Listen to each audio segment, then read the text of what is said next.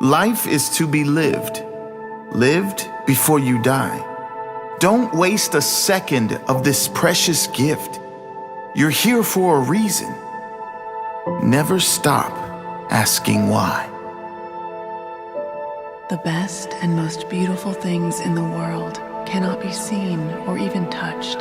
They must be felt with the heart. Here are 7 things I need to tell you about life. Number 1, life is not meant to be so serious. Make time for fun, for joy, for play. Alan Watts once said, "This is the real secret of life, to be completely engaged with what you are doing in the here and now. And instead of calling it work, realize it is play." Don't trust anyone that tells you life has to be serious. Don't believe anyone that says there is no time for fun, joy, laughter in every or any day. When you are young, life is nothing but fun. The important lesson most of us adults still need to learn is that life is not meant to be so serious. We can easily forget that our lives do not last forever. This is why it is important to remind yourself one day, you, like all other humans, will die. When we remind ourselves of our certain death, when we remind ourselves of the fact that we do not know when it will all end, when we really take that in, the impermanence of it all, maybe then, we can start taking everything a little less seriously.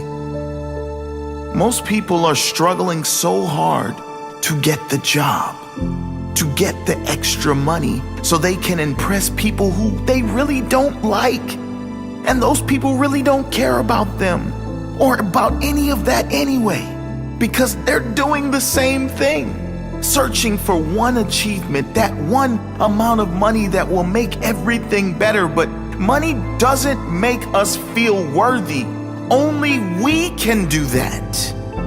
Maybe we don't need to stress so much about our weight, our skin, our bank account, or what other people think of us. I challenge you to look at life not as a struggle or a strain or a destination that is somewhere else needing to be reached, but a journey, a challenge to see how much joy you can squeeze out of every day. Then, whether or not you get the big house or the fancy car, it won't matter, will it? Because no matter what happens, you will have what most don't. 3 things money can never buy: joy, peace, and passion for life. Create a life that feels good on the inside, not just one that looks good on the outside. It is during our darkest moments that we must focus to see the light. Number 2, circumstances will never define you unless you decide to let them. Let me tell you a little life fact. If you are blessed enough to reach adulthood, there is a 100% chance, yes, 100% chance that life will dish you up some things that you did not plan for, nor did you want in your life experience. These things are called character building moments, life lessons, challenges sent, maybe to give your life more meaning, maybe just something you need to deal with in your own time, in your own way. Wayne Dyer once said, "If you change the way you look at things, the things you look at change." When you change the way you look at these life challenges, sometimes you will find they are not problems or misfortunes, but redirections, sometimes blessings. Maya Angelou said, "You may not control all of the events that happen to you, but you can decide not to be reduced by them." Don't fight against life. When challenges come, as I guarantee they will, see if you can continue to give your best to the present moment in front of you. Be open to the fact that you do not know how anything will turn out, including this hard moment in front of you. Trust that it was for the best for you or for someone else. See if you can find meaning in any of it, even the hardest moments. Everyone thinks of changing the world, but no one thinks of changing himself. Number 3, if you don't learn to control your mind will control you. The Buddha said, the mind is everything. What you think, you become. And that is not an extreme statement. Humans are said to have over 60,000 thoughts a day. That is not the problem. The problem is most people are having these thoughts on autopilot, and many of them are not positive. Most people are programmed by society, by the news channels, by social media. They believe everything they read. They are reactive, and when a challenge appears in their life, they don't know how to handle it because they don't know how to think for themselves. Rather than responding calmly and sensibly to fix a small challenge, they react in anger and escalate the challenge into a monster problem. Learning to control your mind and to control your emotions is key to living a life in control. Not in control of circumstances, but in control of how you feel about them, which is more important than being in control of circumstances, because that is something you have no control over. You control your mind and emotions through daily rituals, consistent self-work every day, repeating powerful processes that are proven to promote calm, positive feelings. Meditation, daily gratitude, prayer, exercise, detoxing from all negativity, specifically news, negative influences, and social media. All of these things are crucial to living a beautiful life. Ultimately, every individual is responsible for how they feel. Next time you react in anger, know that it is you that needs to do more work, not the circumstance or the person that made you angry. No matter what is going on around the world, inside your world, it can be a magical, peaceful place. If you're not going with the flow, you're going too slow.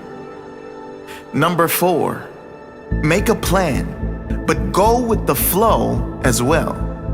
Jim Rohn once said, if you don't design your own life plan, chances are you'll fall into someone else's plan. And guess what they have planned for you? Not much. Planning doesn't mean being attached to the outcome, though. If you plan to take your umbrella on a walk to deal with the rain, but your umbrella breaks, learn how to dance in the rain. What does that have to do with your life? Well, most often in life, you want to avoid getting wet. As in, you want to avoid getting in financial trouble, having health issues, having relationship or emotional problems, having a bad day, a bad week, bad year, or labeling your life as bad. How do you avoid the rain of life? You avoid it by planning. Not for circumstances to be perfect, but planning to do the work on you every single day. Planning exercise and healthy eating so your body is strong, healthy, and vibrant. Planning daily rituals like meditation, gratitude, prayer, journaling, or anything else that puts you in a great space. All of these things have a profound and compounding effect on your life. The people you attract, the relationships you attract and strengthen, how you feel about yourself. Now, of course, not everything always goes to plan. So when a challenge appears, when the rain of life comes down, learn how to dance in the rain, how to flow with it. And most importantly, plan to get back on track.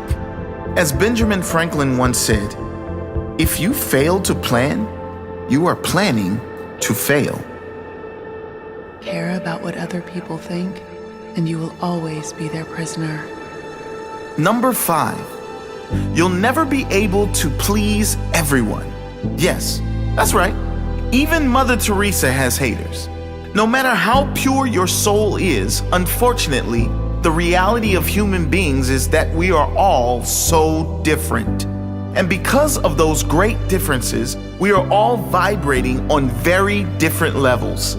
Some people are just not ready for kindness, peace, compassion. Some people aren't ready for anything positive. Don't let that get to you. It's nothing personal. It's just the very fact that everyone is so different. And from their difference in upbringing, circumstances, and environment come differences of opinion and differences in reactions. Just because they don't agree with you, or even if they are against you or your ideas, doesn't mean you can't find a way to either get along with them or let them go their own way in peace. The very thing you don't want to do is fight back and bring more negative energy to any situation. Let those who differ from you. Be an example of someone who allows all others to have their opinion without being affected. Move on with your life without hate. There is no need for everyone or anyone to agree with you. Be so busy improving yourself that you don't even notice negativity coming your way. Be so focused on making a positive difference in the lives of those who want to hear from you that you fail to hear from those who don't. Be yourself. Everyone else is already taken. Number 6, you won't be happy if you're being someone else, trying to fit in with others. Be yourself and do it with pride. Genuine happiness will never come to you if you are changing who you are to please other people. You cannot be genuinely happy if you are not genuinely you. Be comfortable being you around everyone and anyone. All the wrong people will leave you, and that's okay, because the right people will stay. The right people as in those who love the real you exactly as you are. As Dr. Seuss said, be who you are and say what you feel, because those who mind don't matter, and those who matter don't mind. How people treat you is their karma. How you react is yours.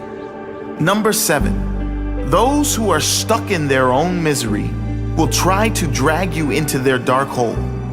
Don't let anyone steal your joy. Wayne Dyer said, loving people live in a loving world. Hostile people live in a hostile world. Same world.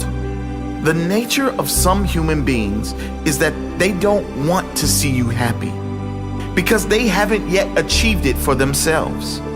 Many people live in a hostile universe and perhaps unknowingly, perhaps unintentionally, will try to drag you into this hostile universe so they are not alone in there.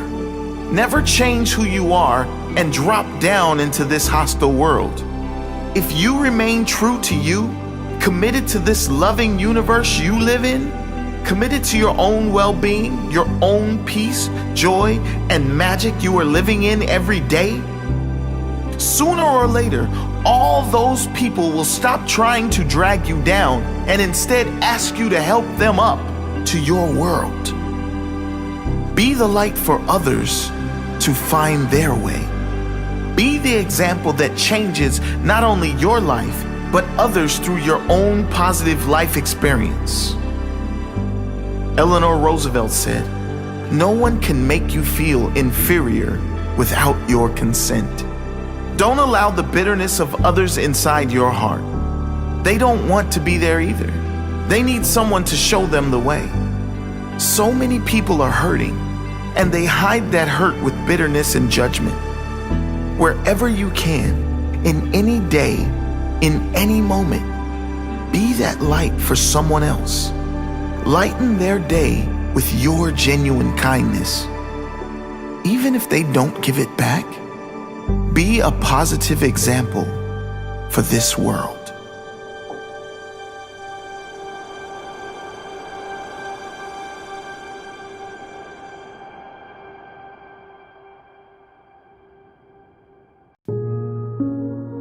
For most of us, Our experience of life is always trying to get somewhere else, somewhere other than where we are. We're trying to make it, to achieve something that will make everything better. We're all trying to get that person, that house, that job, that award, that thing that will change everything. Very few of us are present. Very few of us enjoy the moment we are actually living in, because most of us are hoping for some better future moment. Somewhere else that is not here. Somewhere else that is better than this moment.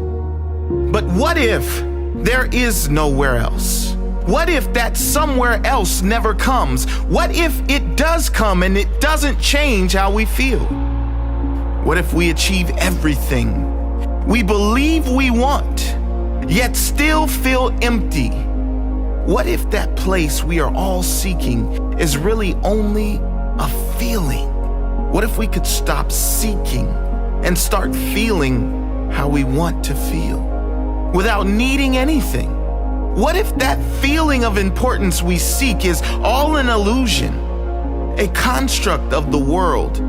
Nothing more than our ego trying to compete with other egos. What if we've been playing this human game all wrong our entire lives? What if we would let it all go? Not the striving to be our best, not the wanting to be our healthiest or happiest self, but the ego's never-ending and ultimately impossible search for significance. What if we could be kinder to ourselves? What if we didn't need validation from others, validation from achievements or status or winning? What if we didn't need anything outside ourselves to be happy? What if we didn't need anything outside ourselves to be at peace? To enjoy life now? What if we could focus on what matters, how we feel? The only thing that matters. What if that was all just one decision away? Maybe we should all take a moment to think about it.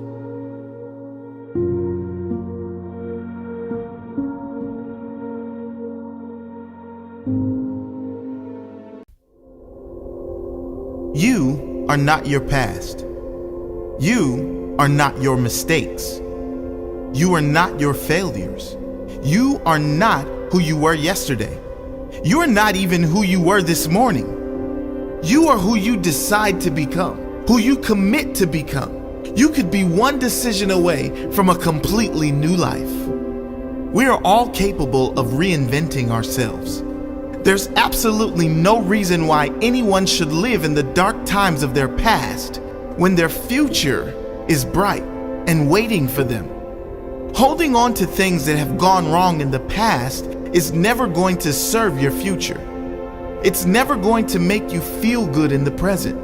It will only increase your suffering. So you have to ask yourself, is that event, that moment from my past, that moment that is over now, worthy of sucking all the joy out of my present and my future?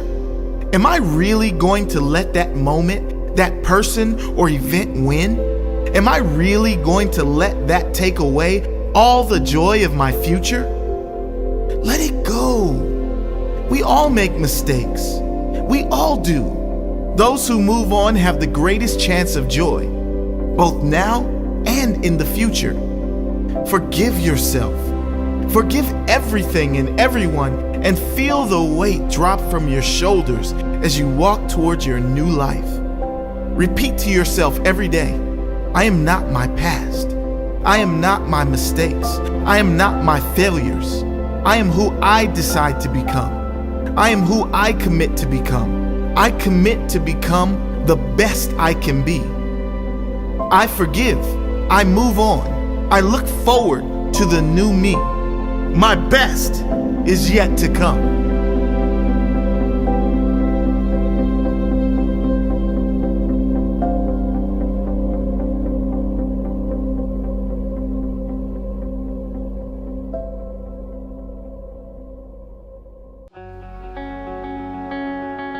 Michael Landon once said, "Somebody should tell us right at the start of our lives that we are dying. Then we might live life to the limit, every minute of every day. Do it, I say. Whatever you want to do it now. There are only so many tomorrows." Isn't it amazing? We all know we are dying.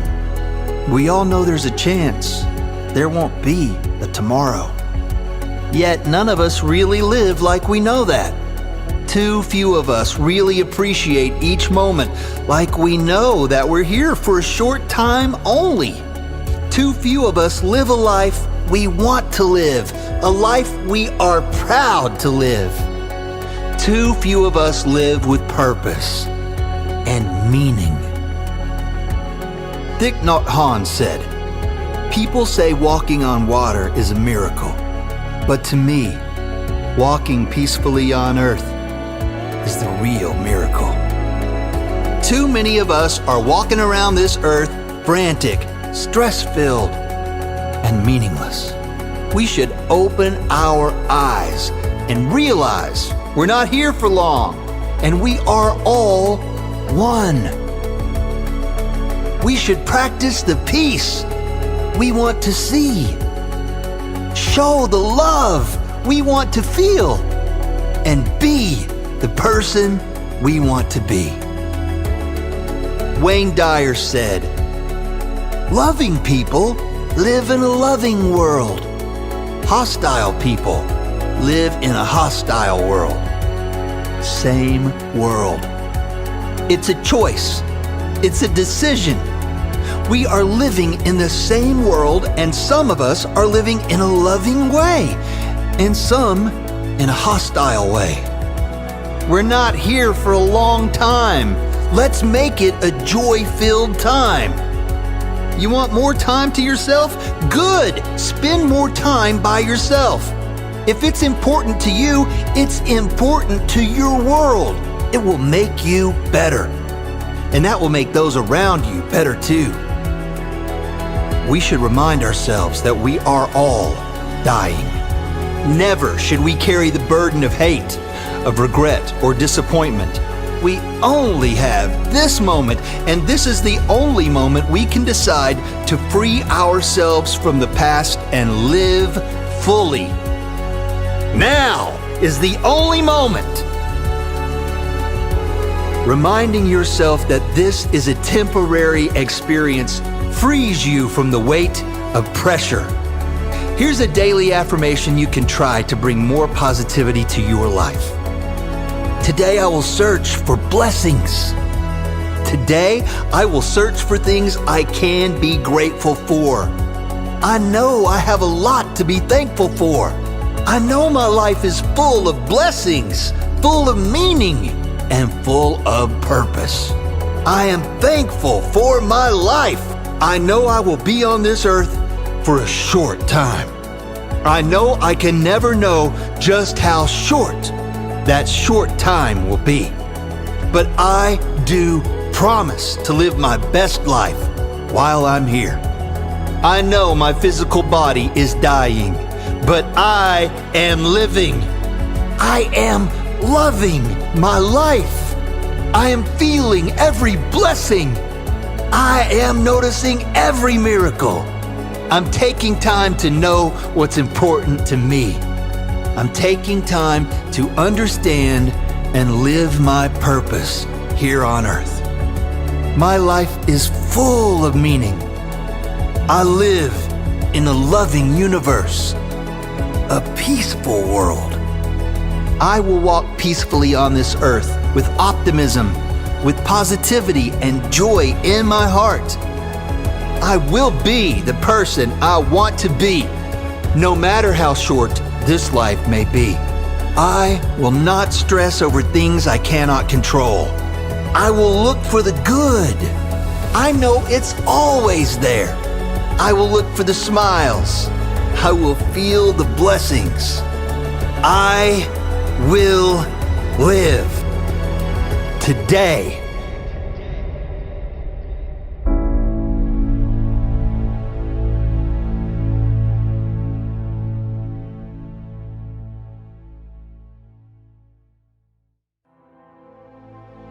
Today, I would like to propose to you a way of living that if you truly live this way, not only will it improve your life almost instantly, but it will improve the lives of everyone you come into contact with. It's not the magic pill, but it will bring a feeling of magic into your life if you live by it.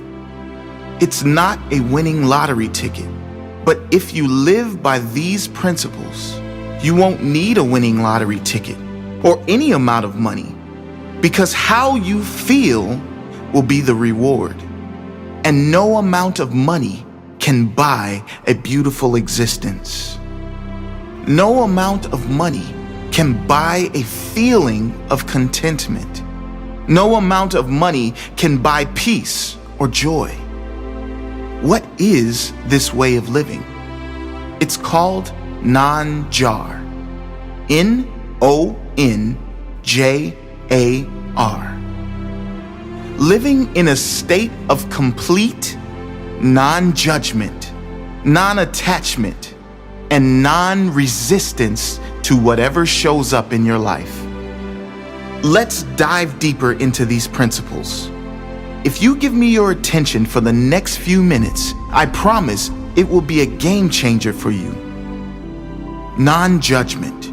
How often do we, human beings, judge every situation and circumstance that comes into our lives as good or bad? How often have we all judged situations and circumstances we perceived as bad at the time, but really they led to something that ultimately changed our lives for the better? Maybe it was a breakup that was devastating at the time, but when looking back seems like the biggest blessing. Maybe it was a job loss or a difficult time financially that we labeled and judged as bad at the time. But if it did not happen, we would not be in the great position we are in now or doing what we now love.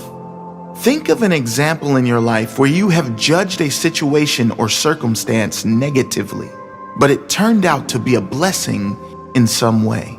Think of a time when you've judged a person in some way and looking back, you were wrong to do so. The truth is, we do not know anything. We can judge and label situations all we like, but we do not know anything. We can't possibly know the greater lesson or future blessing any situation has for our life in the moment it happens. When we step back, especially in difficult situations, and observe rather than judge, we can respond better with more love for others, with more love for the situation, and most importantly, with more love for ourselves. When we respond in presence rather than in judgment, we can respond better, and the flow-on effect will mean a better life, a life with more ease and joy. Non-attachment. It has been said that attachment is the source of all suffering. Every human being is guilty of this at some point, but perhaps more so the ambitious ones or the achievers among us. It's those situations in which we are so attached to the outcome that we identify with it. And if the outcome doesn't work out as planned, we get upset, depressed, or maybe feel a loss of our sense of self. You might have experienced this feeling when being attached to a person in a relationship, or being attached to a certain financial position, being attached to how you are perceived by others, being attached to a result you've been working towards. Non-attachment doesn't mean we don't own things. It means we don't allow things to own us. We don't allow thoughts and emotions and ideals to own us.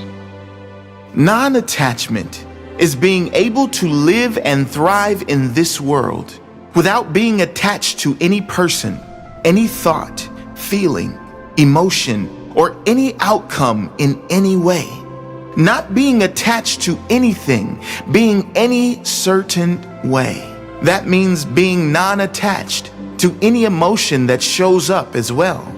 So many of us beat ourselves up for getting angry, upset, sad, down, or simply not at our best. As if the first emotion wasn't bad enough, we punish ourselves for feeling it. Living in non-attachment, we allow the emotion to take place, be witness to it, and watch it dissolve. We witness the emotion, not judge it. Just like non-judgment, living in non-attachment means living with complete freedom and detachment to what happens. Whatever circumstances arrive, you accept them as if you had chosen them. Accepting them does not mean you give up seeking the things you want. It means whatever happens, you accept, while you continue to work toward the things you really want with presence and clarity. When you live in non-attachment, many of those things you thought you wanted fade away because you realize their insignificance, and that only leaves what is really important. Being attached to anything being a certain way drains you of your power.